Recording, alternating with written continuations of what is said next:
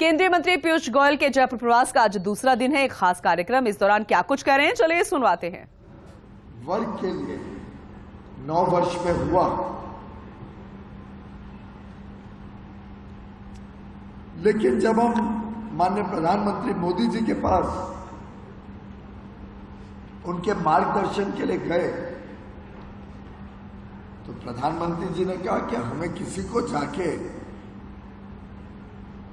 कोई ये एहसास नहीं दिलाना है कि हमने इतने सारे काम किए हैं, हमने सबके पास जाके जताने की जरूरत नहीं पड़ेगी,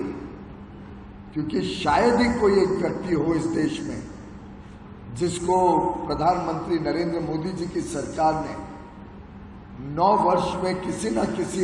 तरीके से छुआ ना हो, उनके जीवन में परिवर्तन में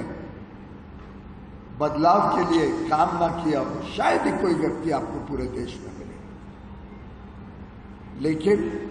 माननीय प्रधानमंत्री जी की जो भावना थी, जिसको व्यक्त करने, जिसको आपके साथ साझा करने मैं आज आया हूं, उनका भाव था कि हम सब ने अपनी कृतज्ञता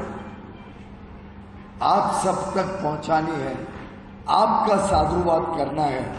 जिन्होंने प्रधानमंत्री मोदी जी को मौका दिया, एक बार नहीं 2 बार मौका दिया, साधारण नहीं पूर्ण बहुमत के साथ मौका दिया। और 2014 हो या 2019, राजस्थान के भाई बहनों ने तो इतना प्यार दिया, इतना आशीर्वाद दिया प्रधानमंत्री मोदी जी को,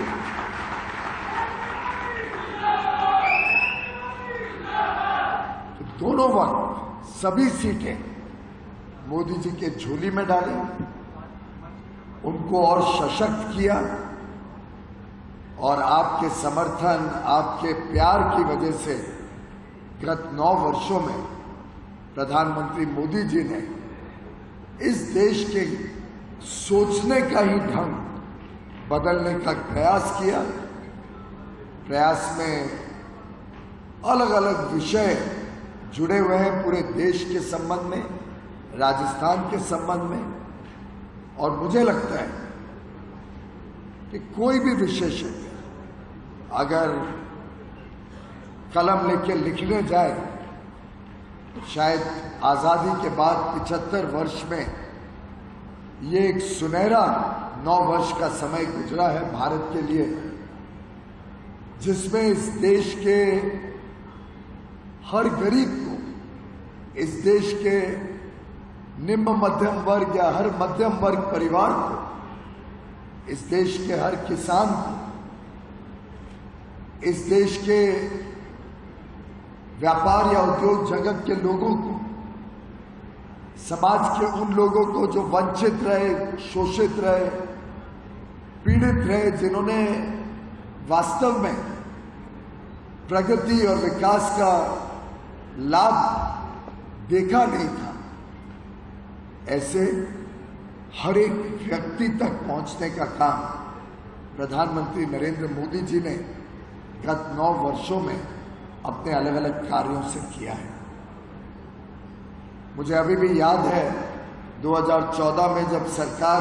नई नई चुन के आई थी, मेरा सौभाग्य था कि माननीय प्रधानमंत्री जी ने मुझे भी मौका दिया उनके साथ काम करने का, उनके मार्गदर्शन में, उनके सानिध्य में सीखने का, समझने का, सेवा करने का। तब पहली बैठक में माननीय प्रधानमंत्री मोदी जी ने हम सबको कहा कि हमारी सरकार कभी चुनाव को दृष्टिकोण रखते हुए, चुनाव की चिंता करते हुए फैसले नहीं लेगी, काम नहीं करेगी। अब चुनाव पूरा हो गया है,